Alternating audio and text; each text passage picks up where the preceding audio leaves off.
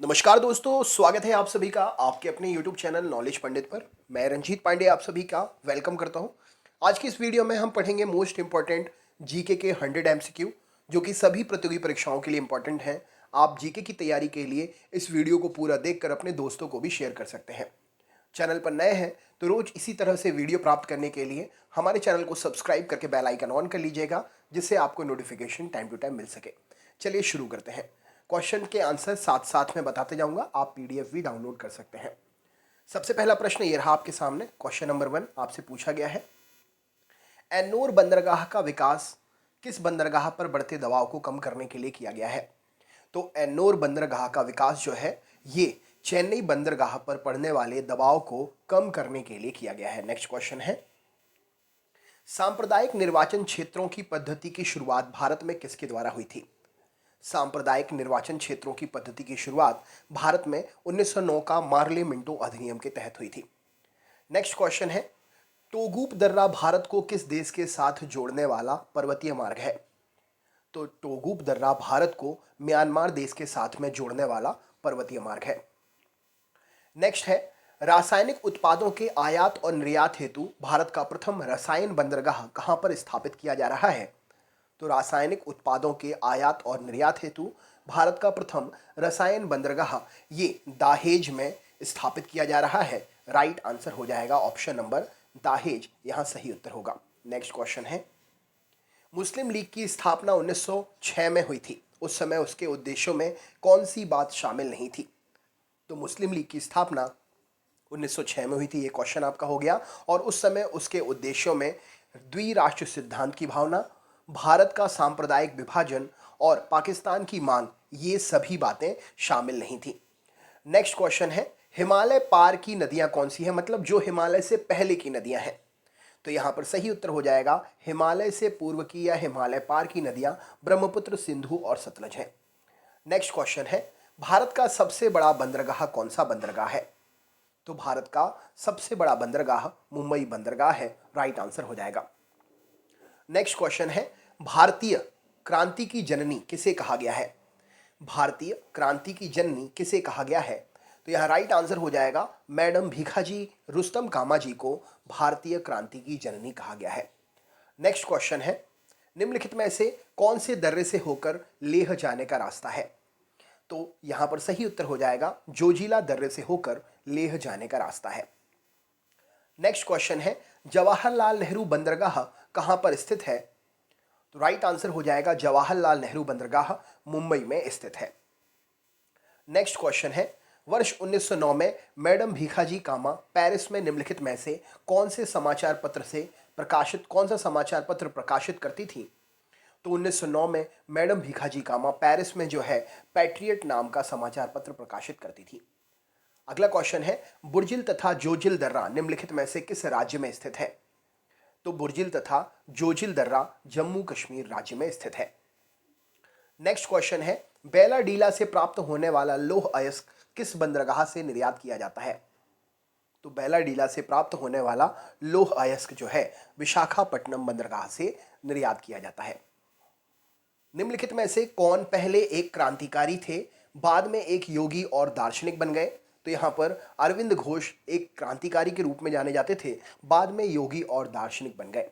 Next question है, निम्नलिखित में से कौन सा दर्रा हिमाचल प्रदेश में स्थित नहीं है? तो हिमाचल प्रदेश में जैलेपला दर्रा स्थित नहीं है। बाकी बारालाचा, पाचाला, शिपकीला ये सभी हिमाचल प्रदेश के दर्रे हैं और नहीं है जैलेपला दर्रा। नेक्स्ट क्वेश्चन है, किस बंदरगाह पर कोयले के लदान हेतु यंत्रीकरण सुविधाएं उपलब्ध कराई जा रही हैं, मशीनरी सुविधाएं उपलब्ध कराई जा रही हैं? तो पारादीप बंदरगाह पर कोयले के लदान हेतु यंत्रीकरण सुविधाएं उपलब्ध कराई जा रही हैं। बंगाल का विभाजन कब हुआ था? राइट आंसर क्या हो जाएगा? तो बंगाल का विभाजन 15 अक्टूबर 1905 को हुआ था। निम्नलिखित में से किस राज्य में द्विसदनात्मक विधायिका नहीं है? तो द्विसदनात्मक विधायिका मध्य प्रदेश राज्य में नहीं है। कौन सी नदी भेड़ाघाट के समीप कपिलधारा जलप्रपात का निर्माण करती है? तो भेड़ाघाट के समीप कपिलधारा जलप्रपात का निर्माण करने वाली नदी नर्मदा नदी है। यदि किसी राज्य विधान परिषद का सभापति अपने पद से त्यागपत्र देना चाहे तो वह अपना त्यागपत्र किसको देगा? तो यदि किसी राज्य विधान परिषद का सभापति अपने पद से त्यागपत्र देना चाहे तो वह अपना त्यागपत्र जो है उपसभापति को देगा। बंगाल विभाजन 1905 में हुआ था, जिसके विरोध के फलस्वरूप पुनः एकीकृत कब हो गया था? तो बंगाल विभाजन 1905 में हुआ था, विरोध के फलस्वरूप 1911 में पुनः एकीकृत हो गया था। नेक्स्ट है, भारत की लवन नदी के नाम से कौन सी नदी जानी जाती है? तो भारत की लवन नदी के नाम से लूनी नदी जानी जाती है, राइट आंसर हो जाएगा। पुस्तक शेम का लेखक कौन है? तो शेम पुस्तक के लेखक सलमान रुश्दी हैं, राइट आंसर हो जाएगा। निष्क्रिय विरोध के सिद्धांत का प्रतिपादन किसने किया था? तो निष्क्रिय विरोध के सिद्धांत का प्रतिपादन अरविंद घोष ने किया था। अगला क्वेश्चन है, इंदौर के समीप जाना पाव पहाड़ी किसका स्रोत है? तो इंदौर के समीप जाना पाव पहाड़ी चंबल नदी का उद्गम स्रोत है। विधान परिषद का सदस्य होने के लिए कम से कम कितनी आयु सीमा होनी चाहिए? तो विधान परिषद का सदस्य होने के लिए कम से कम 30 वर्ष की आयु सीमा होनी चाहिए। किसने कहा था कांग्रेस आंदोलन ना तो लोगों द्वारा प्रेरित था, ना यह उनके द्वारा सोचा या योजनाबद्ध किया गया था? तो ये बात लाला लाजपत राय ने कही थी कि कांग्रेस आंदोलन ना तो लोगों द्वारा प्रेरित था और ना ही यह उनके द्वारा सोचा या योजनाबद्ध किया गया था। निम्नलिखित में से कौन सी नदी को उड़ीसा का शोक कहा जाता है? तो महानदी को उड़ीसा का शोक कहा जाता है। पुस्तक फ्लाइट इनटू फियर का लेखक इनमें से कौन है? तो पुस्तक flight into fear Kiran Bedi के द्वारा लिखी हुई पुस्तक है। भारत में राज्य विधान परिषद के सदस्यों का कितना हिस्सा स्थानीय निकायों द्वारा चुना जाता है? तो भारत में राज्य विधान परिषद के सदस्यों का 1/3 हिस्सा स्थानीय निकायों के द्वारा चुना जाता है। अनुशीलन समिति किस प्रकार की समिति थी? तो अनुशीलन समिति एक क्रांतिकारी संगठन था। नेक्स्ट क्वेश्चन है, निम्नलिखित में से कौन सी नदी प्रारंभ में अरुणा नदी के नाम से जानी जाती है? तो अरुणा नदी के नाम से पहले कोसी नदी को जाना जाता है, सही उत्तर हो जाएगा। तवा नदी किसकी सहायक नदी है? तो तवा नदी नर्मदा नदी की सहायक नदी है। किसको समाप्त किया जा सकता है पर भंग नहीं कर सकते हैं? तो विधान परिषद को समाप्त किया जा सकता है पर भंग नहीं कर सकते हैं। 1907 के कांग्रेस के सूरत अधिवेशन की अध्यक्षता किसने की थी?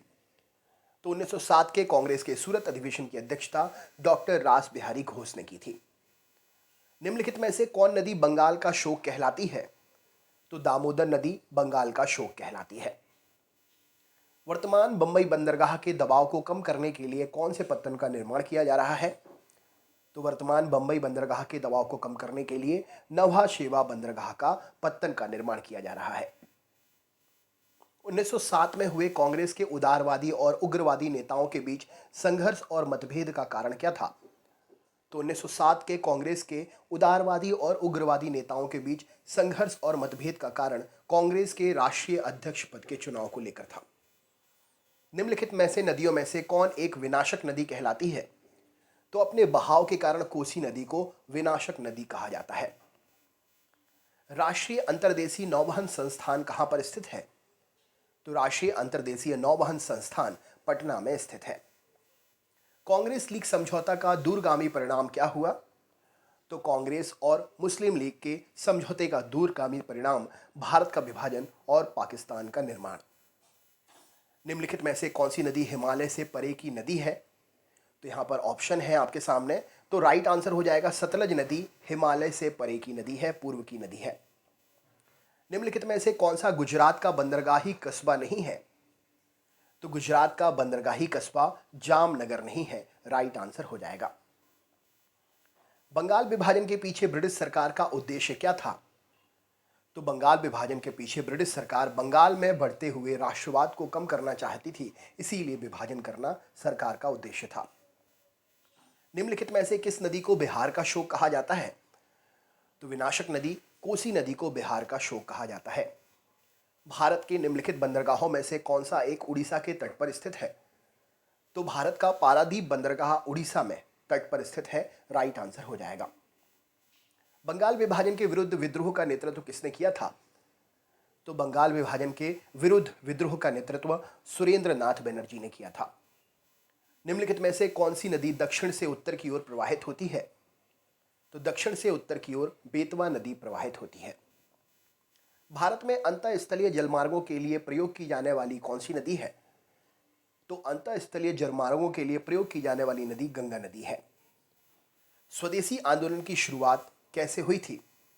तो बंगाल के विभाजन के विरोध के फलस्वरूप स्वदेशी आंदोलन की शुरुआत हुई थी। तो दोस्तों ये पार्ट 1 है 100 क्वेश्चन का। नेक्स्ट पार्ट इसके जस्ट आपको बाद मिलेगा।